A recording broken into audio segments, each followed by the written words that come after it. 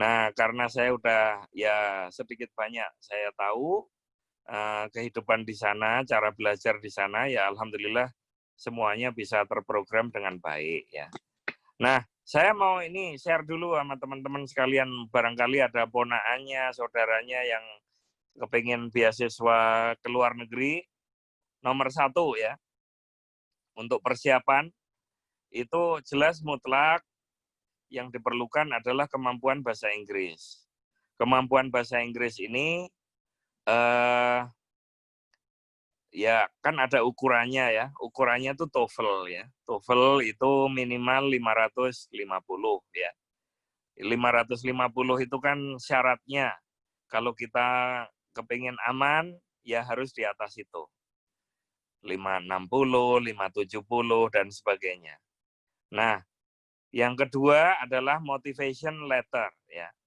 Motivation letter itu tergantung orangnya masing-masing, seberapa pandai dia membuat esai yang meyakinkan juri, ya, meyakinkan juri penilai di sana bahwa Anda serius. Kemudian yang selanjutnya adalah penguasaan materi bidang yang Anda akan tekuni. Ya. Misalnya kebetulan saya HI ya, bidang ke-HI-an itu didalami. Kalau misalnya bidangnya keguruan ya keguruan, semuanya sangat sangat sangat dihargai semua bidang juga, teknik, bidang kedokteran dan sebagainya. Nah, pesan saya bagi teman-teman semuanya, mungkin bisa diteruskan ke keponaan-keponaan, putra-putrinya, saudara-saudarinya, tetangga ya. Nanti setelah lulus, setelah masuk di sana, setelah diterima, itu ya tentu saja tugas utama tadi adalah belajar baik-baik. Ya. Yang kedua, itu belajar bahasa dan budaya negara itu sedalam-dalamnya, sebaik-baiknya. Barangkali kalau konteksnya kuliahnya ke Jepang tadi ya dalamilah kultur mereka, ya. Karena itu akan berguna sekali. Siapa tahu nanti di Indonesia terus kepingin bekerja di mana itu, di perusahaan Jepang yang ada di Indonesia bisa.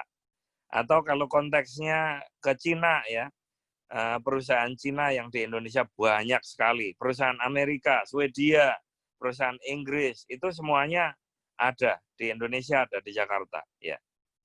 Itu akan berguna nanti. Terus kemudian ketika kita sudah kuliah di sana nanti, kita ya akan lebih bagus kalau bisa mengambil pengalaman seluas-luasnya ya.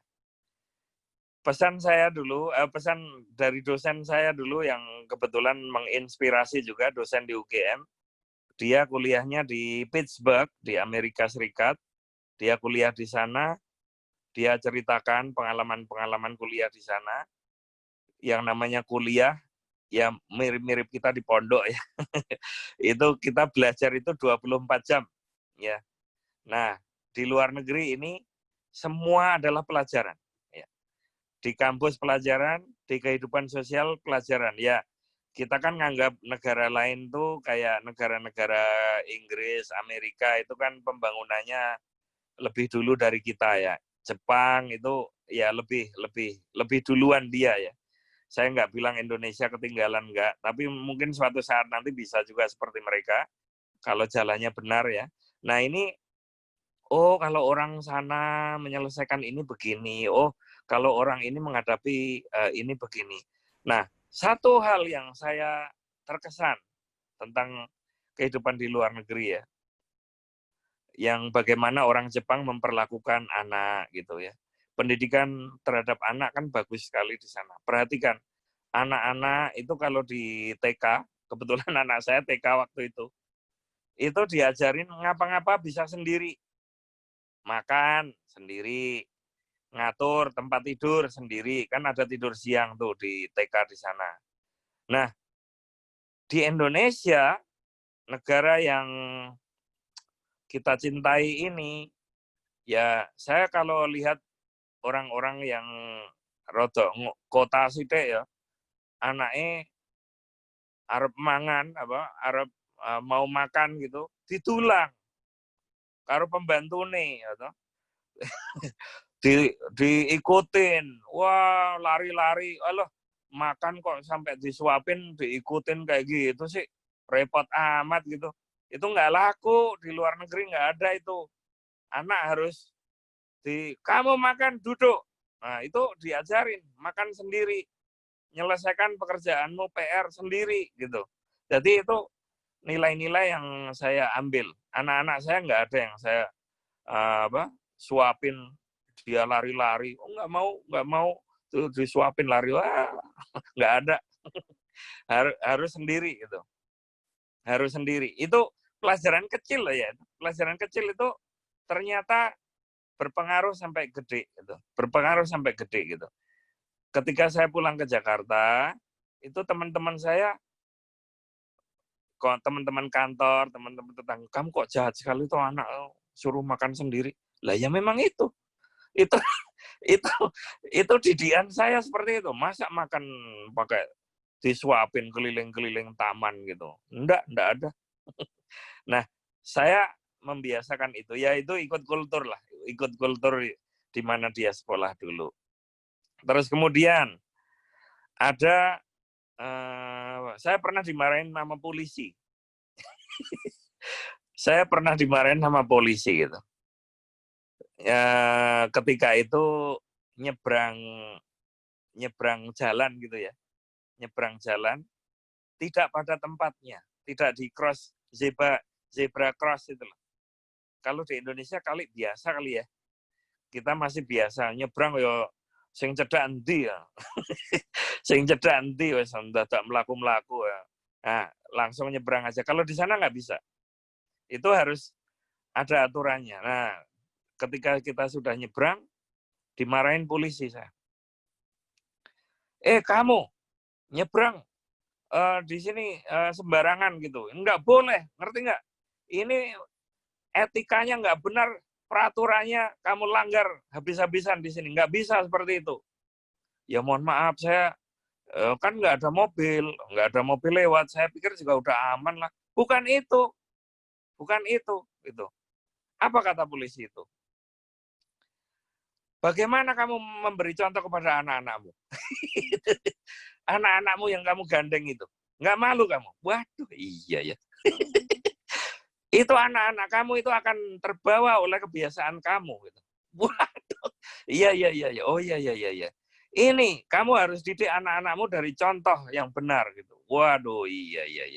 Ya wes lah, tak sibuk. Ya terima kasih banyak. Nggak didenda, nggak ditilang. Ya gitu kan nggak ditilang ya. Tapi itu pelajaran demokrasi yang kita boleh ambil contoh ya dari mereka. Jadi mereka peduli sekali bahwa berdirinya negara ini, berdirinya suatu tatanan ini tidak serta-merta seperti itu. Mereka peduli sekali dengan masa depan visi anak-anak itu. Anak-anak jangan dirusak. Jangan kamu memberi ayo kita patuh pada peraturan padahal mencekoi dengan kita patuh kepada peraturan, taat kepada aturan ini itu, tapi di depan mata dia kita ngelanggar. Itu enggak bisa. Itu mereka perhatikan seperti itu ya. Ya itu mungkin sekelumit beberapa pengalaman yang saya petik di sana. Mungkin ada satu poin lagi ya yang saya mau tambahkan. Ketika kita sudah mendapatkan beasiswa ke luar negeri, itu ada bonusnya teman-teman sekalian. Selain ijazah, kalau ijazah semua orang yang kuliah lulus itu pasti semua dapat ijazah. Tapi ada tambahan lain yang belum tentu semua orang akan dapat, yaitu tabungan. Tabungan itu caranya bagaimana teman-teman sekalian? Kalau kalian mendapatkan kesempatan kuliah di luar negeri, itu dengan part-time job. Part-time job itu macam-macam di luar negeri itu. ada yang sifatnya elit. Elit itu kayak menjaga perpus itu loh. Menjaga perpus nggak kotor baju kita, nggak kotor tangan kita. Menjaga perpus, kemudian jadi resepsionis di hotel. Ada yang jadi peneliti, itu pakai otak kalau itu. Ada juga yang buruh, seperti saya pernah buruh. Ada juga yang dengan cara mengajar, ya, mengajar bahasa Inggris. Saya ngajar bahasa Inggris juga di Jepang. Jadi ngajar bahasa Indonesia, iya, karena bisa bahasa Indonesia. Terus kemudian ngajar bahasa Inggris juga. Percaya atau tidak, saya dipercaya ngajar bahasa Inggris kepada orang Korea di sana. Saya dibayar rutin, enggak mahal. Dia nawar ke saya, kamu ajarin anak saya bahasa Inggris. Kalau sama bule kan segini, kalau sama kamu segini, mau nggak? Tapi saya rutin. Oh, mau saya. Saya ambil tawaran itu, saya ngajar dia secara rutin gitu. Akhirnya lumayan juga. Dan dia juga terima kasih ke saya. Saya ajar bahasa Inggris itu. Nah, kenapa saya mendorong itu? Karena teman-teman sekalian, yang namanya kekuatan ekonomi, fondasi ekonomi, itu tetap penting, teman-teman sekalian. Ketika pulang ke Indonesia, kita kan tahu sendiri, rupiah itu kalau di mata uang dunia, ya belum bisa berbuat banyak. Tapi kalau kita membawa mata uang asing, sebaliknya ya, membawa dolar ke Indonesia, itu ya lumayan dapatnya. Sama-sama kita kerja 1 hari di Indonesia sama luar negeri, itu hasilnya kalau dibawa ke Indonesia bisa buat seminggu, bisa buat 10 hari gitu. Makanya tidak heran teman-teman sekalian, tukang taksi, sopir taksi dari Australia sini, itu kalau liburan ke Bali, itu bisa 3 bulan berturut-turut. 3 bulan berturut-turut. Jajal wong Indonesia dhewe prai neng Bali 3 bulan. Tekor. Gitu. Nah, kalau orang luar negeri, hanya sopir taksi itu. Hanya tukang bangunan di sini. Itu kalau kita perhatikan, mereka kan ke Bali itu lama sekali. Bisa 2 bulan, 3 bulan, 6 bulan ada yang setahun keliling Indonesia tuh. Menghabiskan waktunya di Indonesia setahun keliling. Kita aja belum pernah tuh yang namanya ke pelosok Ambon, pelosok Halmahera kan belum pernah kali ya.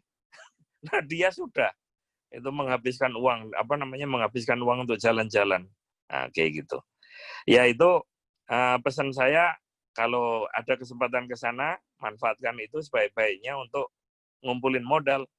Modal itu kalau dibawa ke Indonesia, ya lumayan, bisa buat ya keperluan pribadi, menikah, ya toh, bisa buat menikahkan anak, ya toh, bisa buat modal lah, macam-macam ya.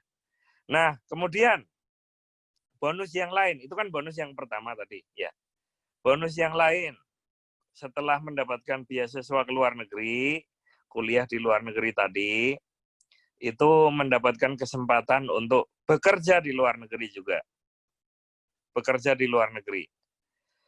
Nah, kalau bekerja profesional di luar negeri, itu ya kan gajinya ikut luar negeri ya. Gajinya ikut standar mereka ya. Ya, kalau dirupiahkan sekali lagi akan lumayan ya. Jadi itu bisa dimanfaatkan. Saya ada beberapa teman orang Indonesia yang dulunya ketika status saya sebagai mahasiswa kebetulan di Jepang, itu saya juga beberapa mendapatkan teman dari istilahnya ini ya, istilah yang umum itu pekerja migran Indonesia atau TKI lah ya, tenaga kerja Indonesia yang ada di Jepang. Ya, saya sebagai mahasiswa ketika itu mendapatkan 180.000 yen per bulan. Beasiswa buat biaya hidup tok. Kuliah itu udah gratis. Nah, sementara teman-teman yang pekerja migran Indonesia itu mendapatkan kurang lebih 100.000 ya. Masih banyakkan mahasiswa. Ya, jadi 100.000. Tapi 100.000 apakah tidak cukup bagi mereka? Cukup. 100.000 cukup bagi mereka. Mereka, ya saya motivasi juga, Mas, ini dipakai ini, Mas. Kan hidup mereka di asrama, bisa menghemat. Ya, jangan sampai itu dihabiskan di sana. Ya harus ditabung. Begitu pulang ke Indonesia, ada yang buka tukang cukur, buka usaha cukur, ada yang buka usaha bengkel. Itu bagus. Jadi ada perencanaan seperti itu, ada yang buat nyalek dan ada yang berhasil juga buat nyalek. Ya, dan ada yang jadi juga. Ya alhamdulillah ya. Ya jalan orang masing-masing ya. Ya seperti itu. Yang jelas aliran modal itu balik ke Indonesia gitu loh. Maksud saya seperti itu. Karena kalau kita nyari di Indonesia kayaknya butuh waktu yang lebih lama lagi gitu untuk mendapatkan modal yang sebesar itu. Ya alhamdulillah saya sendiri bisa mengelola itu dengan bijak ya, dengan cara saya. Dan insya Allah itu akan bermanfaat. Mungkin itu dulu, Mas Tishar, sharingnya mungkin kalau ada boleh Mas. boleh. Ya. Sorry nih, neracas terus. Ya, mau tanya, silakan Pak. Thank you, Erna. Thank you for reminding. Kalau saya izin sedikit bertanya dan sharing. Boleh. Sekitar tahun 2011. Suaranya kurang keras, Mbak. Oh, kurang keras. Pakai apa ya ini? Kayaknya nggak usah pakai ini deh, mic ini apa? Jelas? Jelas, Mbak, jelas. Oke. Mas Gofar, saya setelah saya tadi ceritakan ketemu Bu Paris itu di tahun 2011 itu saya dapat skim beasiswa 7 siswa, 7 staf kami saya berangkatkan ke Filipina, ke Ariel University, ke Emilio Aguinaldo, kemudian ke Trinity University dan lupa lagi yang lainnya, ada 7 dan sudah balik. Namun setelah saya pelajari sampai dengan saat ini dan setelah itu pun saya rutin memberangkatkan beberapa lulusan terutama yang dari SMK Kesehatan untuk studi lanjut di Cina. Ada di Nanjing Normal University, kemudian ada di Jiangsu University, kemudian ada di beberapa universitas di sana yang membuka scholarship. Dan seperti yang tadi Mas Gofar sampaikan, sama, tipologinya hampir sama. Kalau kita misalnya studi lanjut ke sana, jelas jaminannya itu semuanya ada, baik untuk living cost-nya, kemudian tuition fee-nya. Namun perbedaannya barangkali tadi yang satu semester atau 1 tahun di awal kita harus mengeksplor kemampuan kita dalam berbahasa asing setempat, itu ada yang berbedanya adalah ada yang di kita untuk mengeluarkan dana sendiri, ada yang semuanya all in ditanggung oleh universitas tempat ataupun pemerintah setempat.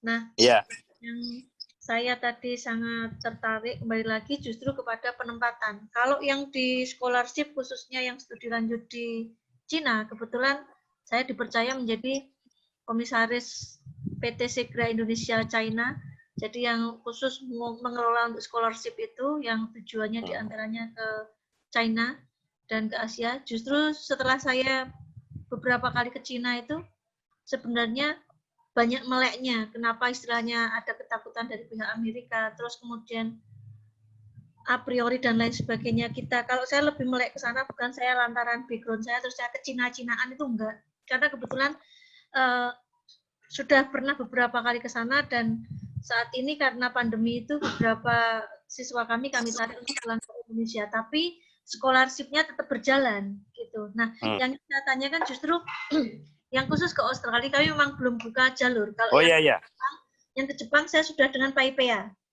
dengan Jepang Foundation sama dengan PAIP ya.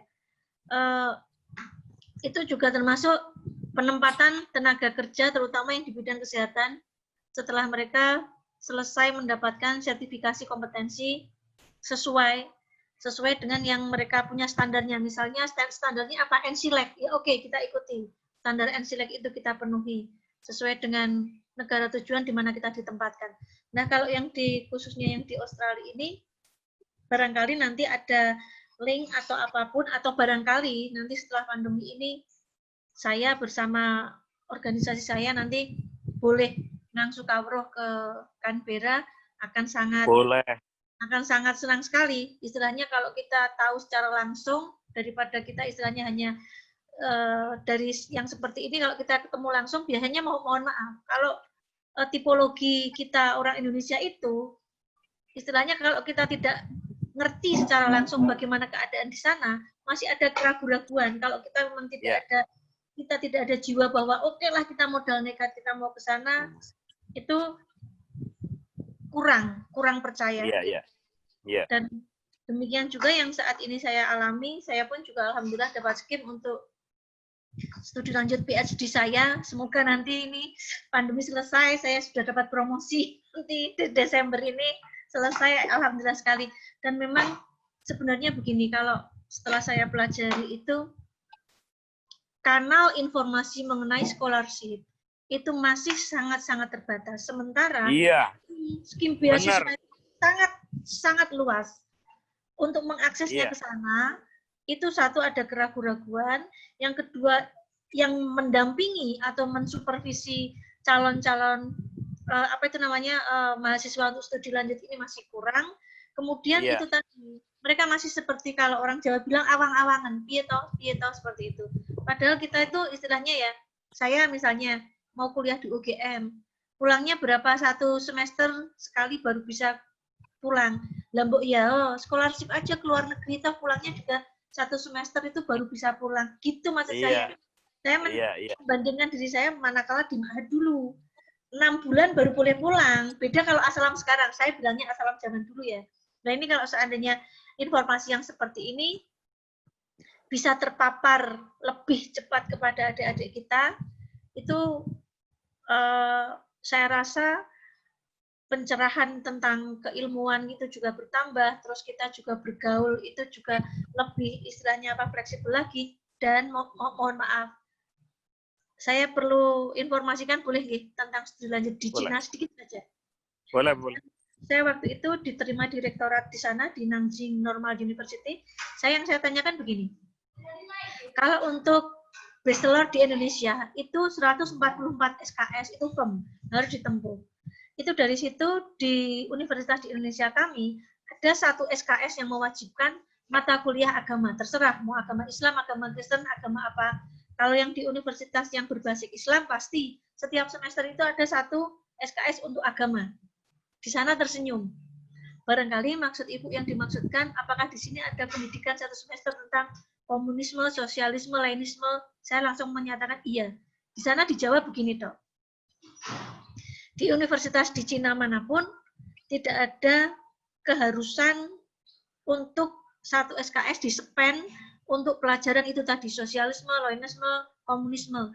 Kalau mau mempelajari itu, ibaratnya kalau saya ini istilahnya gampangnya saya menerangkan, itu ada universitas sendiri yang ngurusi itu, istilahnya ada IAIN-nya sendiri gitu loh kalau di sini, khusus untuk belajar komunisme, lainisme, dan sosialis itu. Jadi tidak usah khawatir manakala orang-orang Indonesia yang datang ke sini akan di brainstorming atau brainwashing tentang seperti itu. Terus kemudian saya tanyakan lagi, imbal jasanya apa setelah kami mendapatkan beberapa skim scholarship di Cina? Apa yang harus kami lakukan untuk Cina? Jawabnya sana sama, hampir sama. Satu, pulang kembali ke Indonesia, bangun Indonesia, karena Cina dengan kalau tidak keliru 1,5 miliar jumlah penduduknya itu sangat potensial untuk membangun Cina sendiri. Kenapa mereka butuh orang-orang luar untuk sekolah ke Cina? Kembali lagi nawaitunya adalah untuk menaikkan akreditasi internasional itu toh sebenarnya. Bukan untuk membrainstorming mereka. Tapi Cina sendiri pelit untuk mengirim rakyatnya untuk sekolah di luar negeri. Saya tanyakan begini, Kenapa Cina kok tidak menyekolahkan misalnya? Oh, teknokrat, mana Jerman? Ke Jerman. Oh, misalnya kedokteran di mana? Misalnya ke Amerika atau ke Australia. Terus kemudian pendidikan-pendidikan lainnya. Cara jawabnya begini. Negara kami akan memberikan pendidikan tinggi sekelas internasional.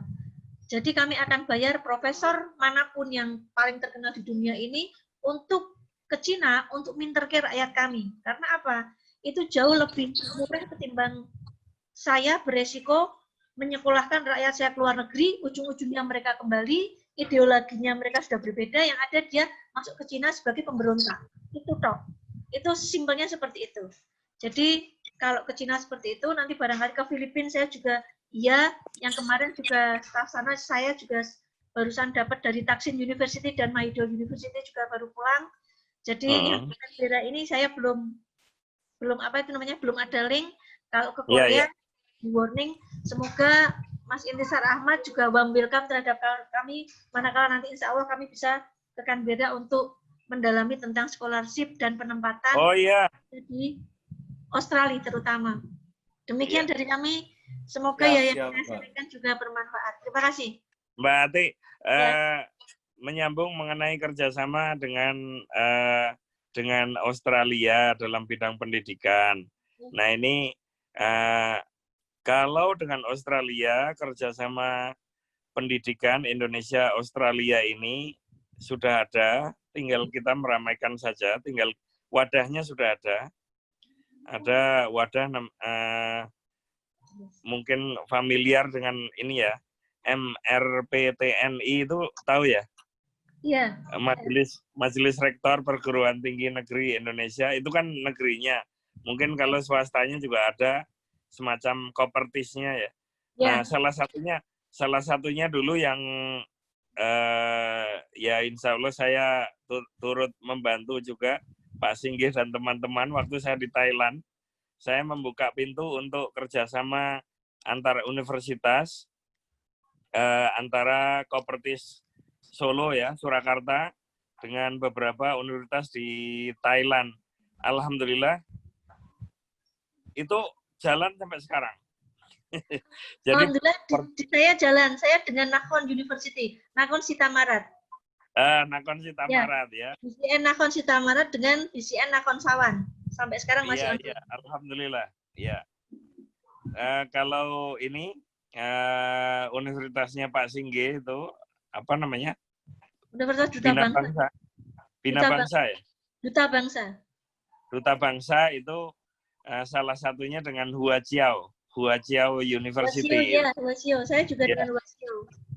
Huaqiao juga ya. Kita ya alhamdulillah sudah bisa menghubungkan itu. Lalu bagaimana dengan Australia? Ini Australia dengan ini kebijakan baru ya, karena adanya COVID-19 ini industri pendidikan tinggi di Australia ya tidak terkecuali juga tergoncang oleh COVID-19 ini. Nah, akibat dari COVID-19 ini ada kenaikan SPP bagi mahasiswa internasional. Jadi salah satunya yang terkena imbas COVID ini kan pendidikan tinggi. Nah, sementara pendidikan tinggi di Australia ini menjadi industri nomor 3. Bagi negara Australia itu nomor 3 penghasil devisa. Yang pertama pertanian, kemudian jasa, ya. Nah, yang nomor 3 itu dari industri pendidikan tinggi. Banyak sekali mahasiswa asing yang kuliah di sini. Nah, dari SPP pendidikan tinggi di Australia ini sekarang naik karena ada COVID ini. Yang naik itu apa? Bidang-bidang bisnis, bidang-bidang komunikasi, teknik dan sebagainya. Tapi ada yang biayanya itu tetap tidak naik gitu, bahkan disubsidi, yaitu keperawatan sama ilmu kedokteran tuh. Nah ini menarik ini fenomena menarik. Nah, untuk tenaga perawat sendiri, mereka kekurangan di sini. Mereka kekurangan. Terus ngambilnya dari mana? Ya diharapkan bisa ngambil dari negara-negara asing, negara-negara lain gitu loh. Nah, kalau saya melihat Indonesia ini mungkin lulusannya banyak, belum tertampung semua di dunia kerja, itu bisa melirik negara lain. Untuk tenaga perawat ini kan dibutuhkan di mana-mana nih. Sebetulnya bukan hanya Australia, ke Timur Tengah juga seperti itu, ke tenaga perawat yang ke Jepang juga seperti itu. Orang Jepang kan aging society ya. Di sini juga aging society yang penduduk mudanya itu udah makin sedikit saja. Nah itu barangkali kedepannya bisa digarap bareng, Mbak. Kedepannya bisa digarap bareng. Ini bisa jadi peluang. Ada beberapa perawat orang Indonesia yang secara faktual sudah ada di sini, kerja di sini. Nah, ya kapan-kapan nanti mungkin kalau berkenan nanti bisa saya kenalkan, bisa menjadi webinar juga buat dia, bisa untuk sharing gitu. Kebetulan dia perawat, sudah kerja di sini, bukan kerja ini lagi ya, bukan kerja honorer lagi ya, udah tetap di sini. Terus dia menulis buku juga, menulis buku bahwa perawat Indonesia ini juga kemampuannya diakui di dunia internasional gitu loh, bisa diekspor gitu loh. Nah itu barangkali teman saya namanya Mbak Tita. Mbak Tita ini bisa sharing pengalaman dengan para mahasiswa keperawatan di Indonesia yang masih ada di Indonesia, barangkali yang berminat untuk go internasional itu ada jalannya. Dia tahu. Gitu, Mbak.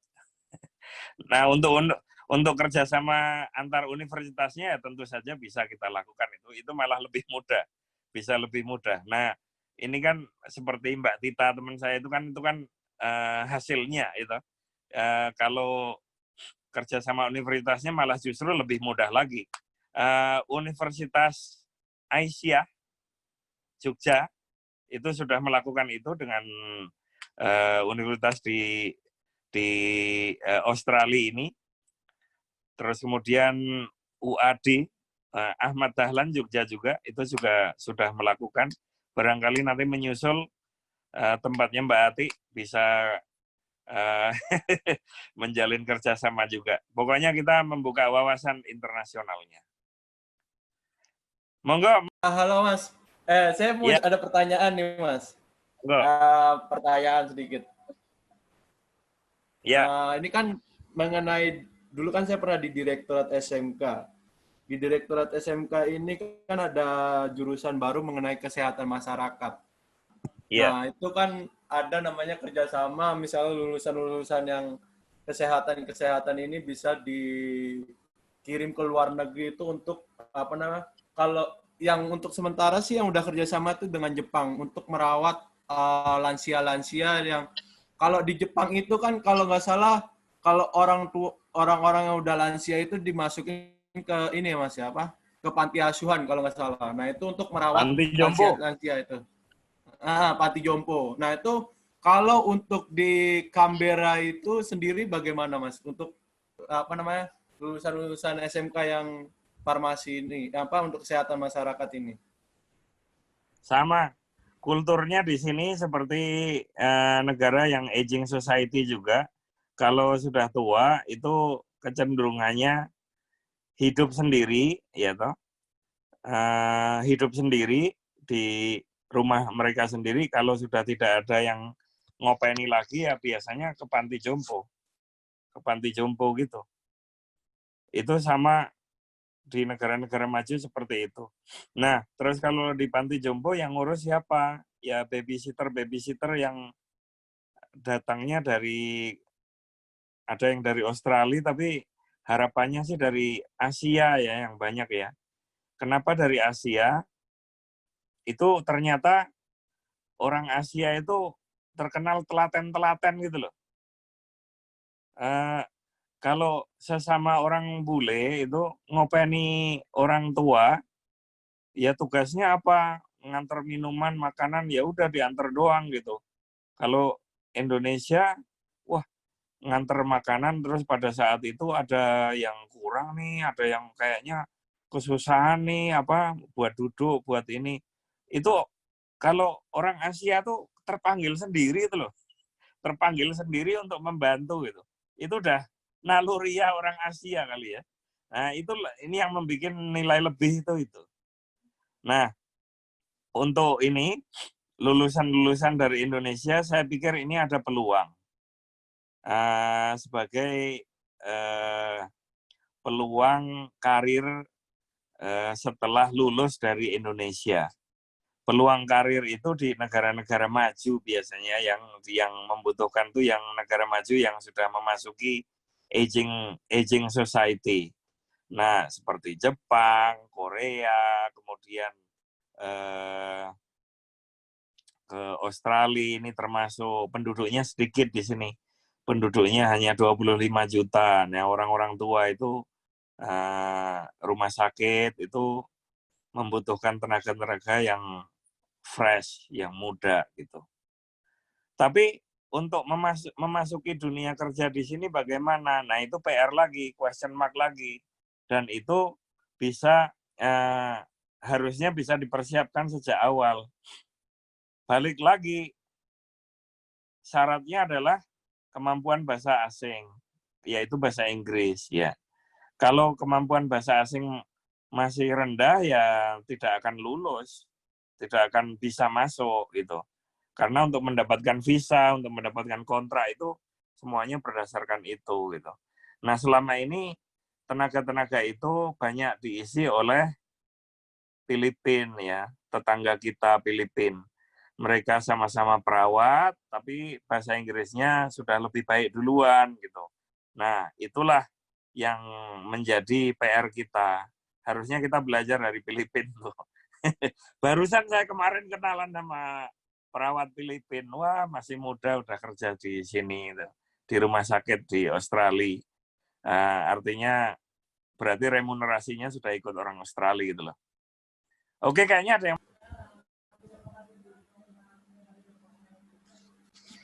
Ada dua nih Mas.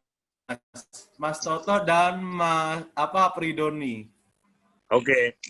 Saya mau bertanya, ini untuk Mas Toto, untuk beasiswa belajar ke luar negeri yang dari pemerintah, kenapa sosialisasinya kurang? Kedua, dari Muhammad Apridoni, jenis beasiswa yang ada di Australia apa saja?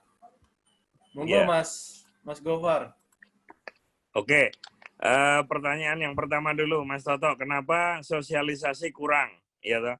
Ini maksudnya beasiswa pemerintah kita atau pemerintah pemberi beasiswa? Oke, saya jawab dua-duanya adalah pemerintah. Oh, ini nih, Mas Toto menjawab pemerintah kita.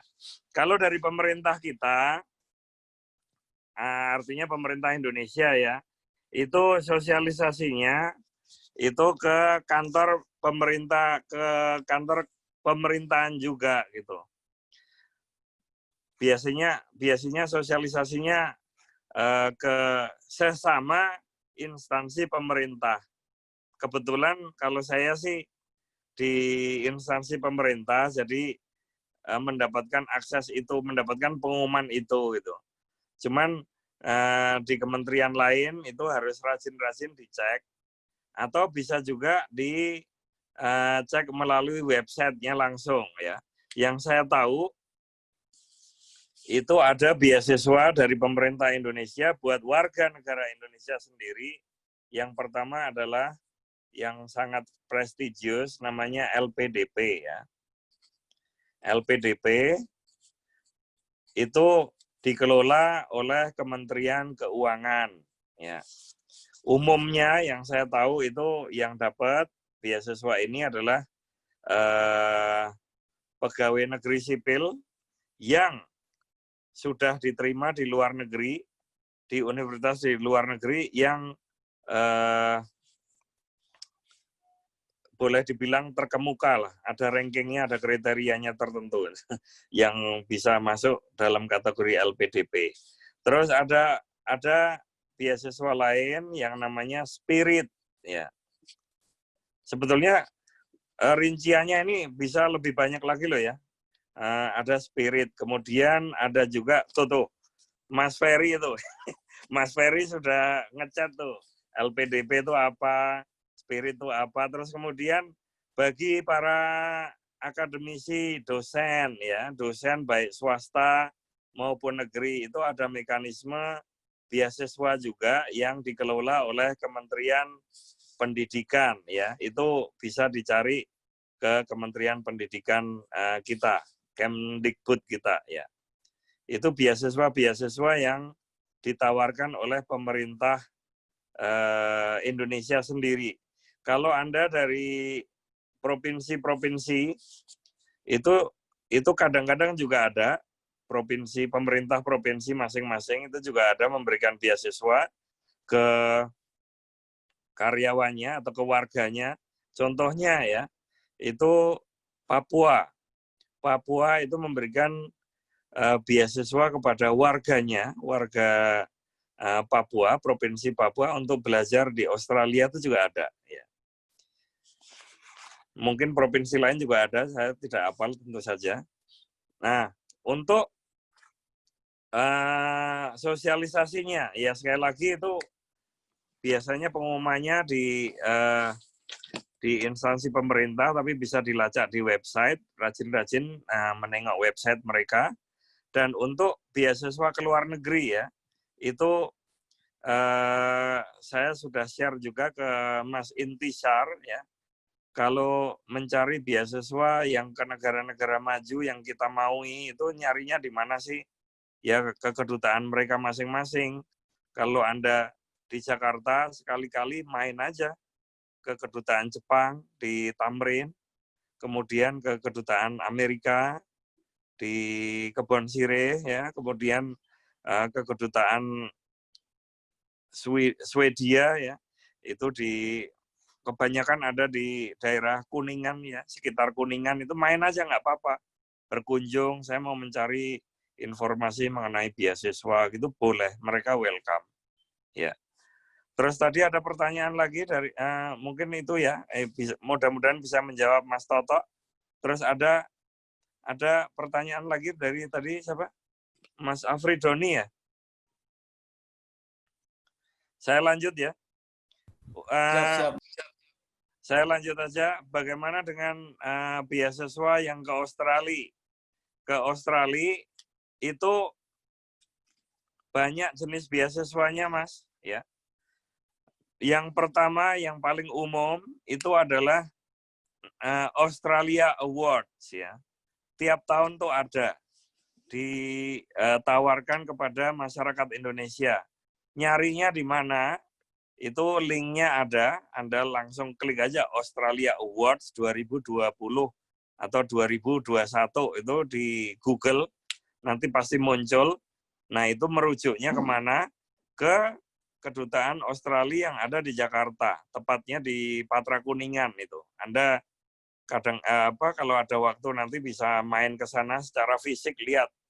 Jadi bukan hanya website doang, kalau website kan ya iya itu informasi, tapi kalau bisa datang langsung ke kantornya gitu kan lebih ada interaksi gitu, dan bisa melihat langsung daftar universitasnya, lihat berdialog dengan orangnya.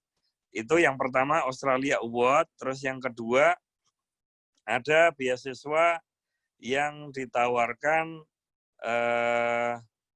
melalui kerjasama antar universitas. Nah, biasanya kerjasama antar universitas ini ya otomatis di mana universitas Anda yang di Indonesia gitu. Dicek saja ada kerjasama pertukaran mahasiswa, pertukaran dosen, memberikan beasiswa itu bisa melalui itu, melalui kerjasama universitas.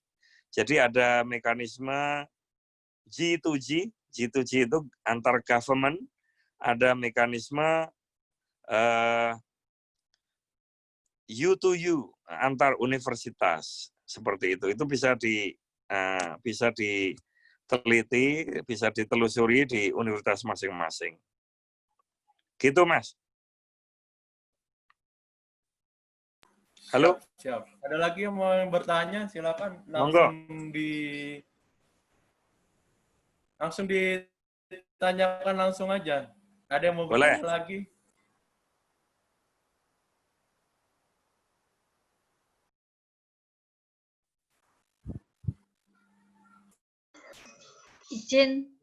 Izin pimpinan Monggo. rapat. Ya, siap. Saya tadi mengoreksi sedikit, kalau untuk SMK tidak ada yang namanya program keahlian kesehatan masyarakat. Halo, Intisar, aku koreksi sedikit, kalau Siapa di SMK tidak.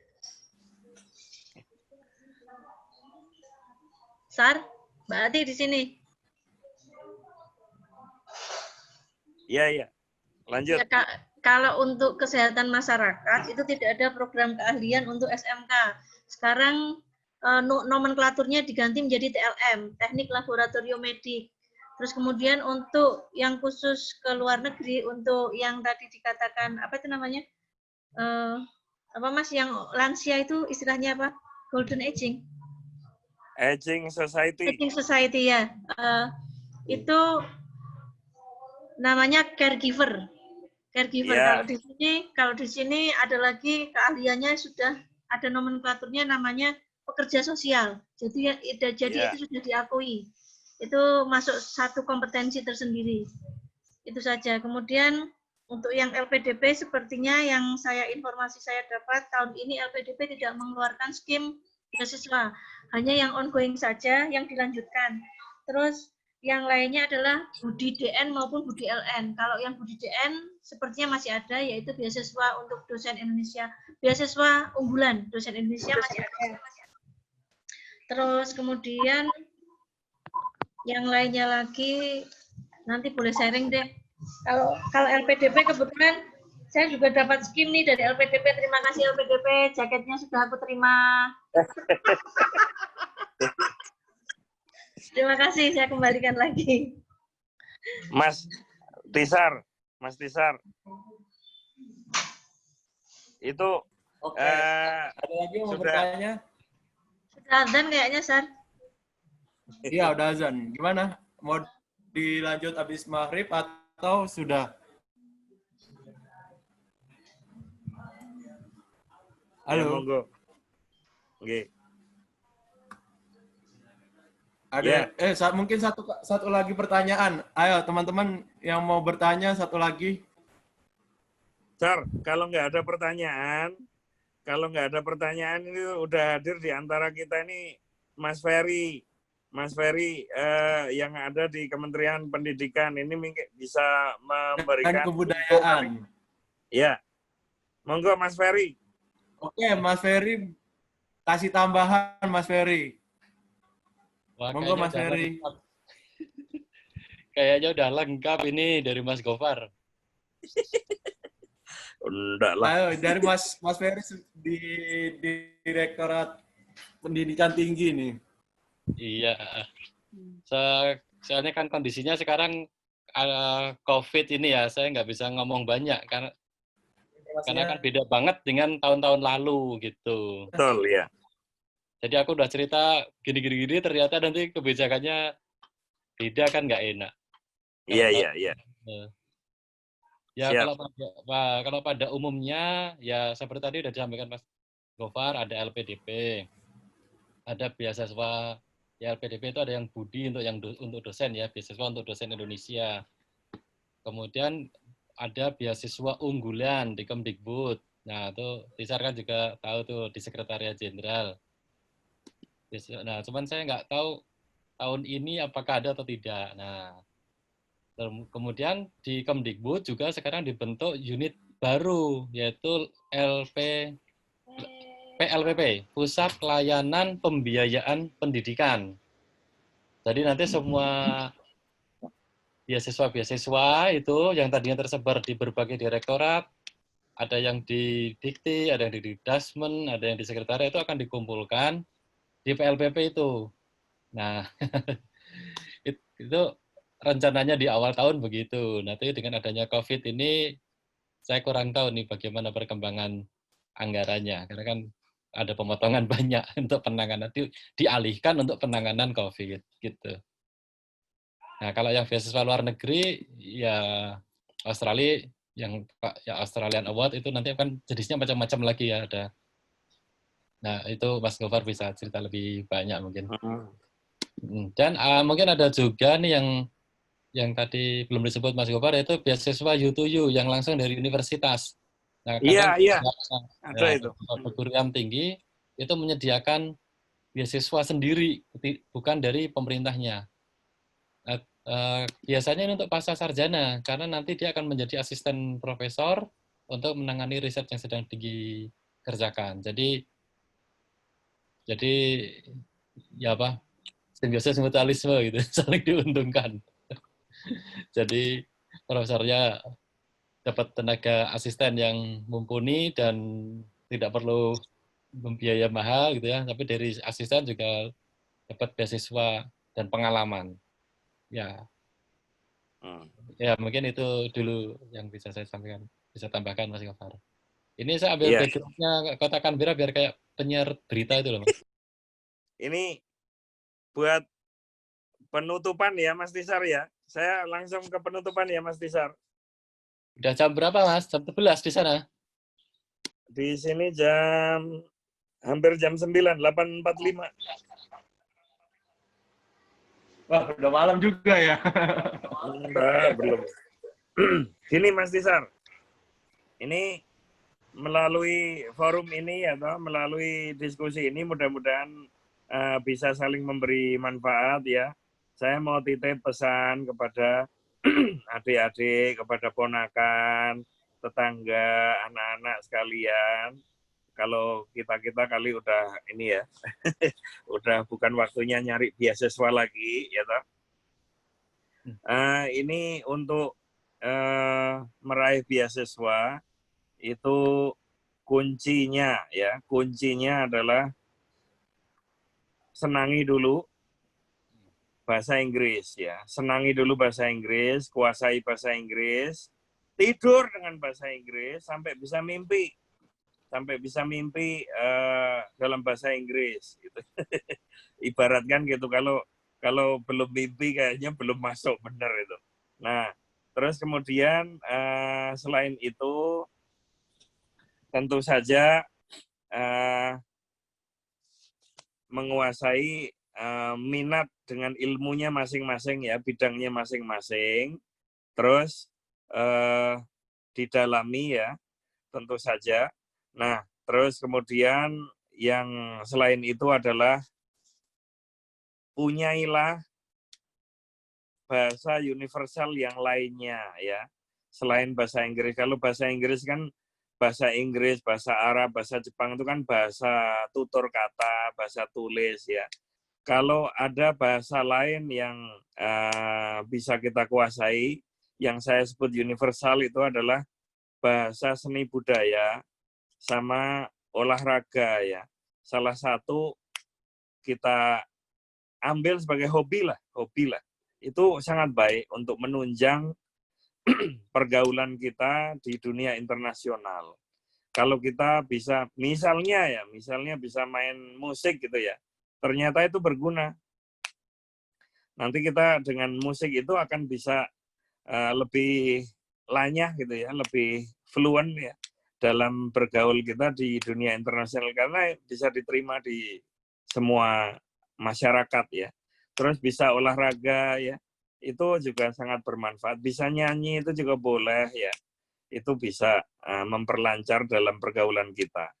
Tapi tentu saja sekali lagi untuk meraih beasiswa yaitu tadi bekalnya bahasa asing, kemudian penguasaan materi menurut bidangnya masing-masing, dan yang terakhir adalah penguasaan bahasa universal, bisa seni budaya, bisa olahraga. Itu pesan singkat dari saya, Mas Tisar. Mudah-mudahan bisa menginspirasi kepada adik-adik, ponaan, anak-anak yang mempunyai mimpi, mempunyai cita-cita untuk kuliah di luar negeri sampai bekerja di luar negeri.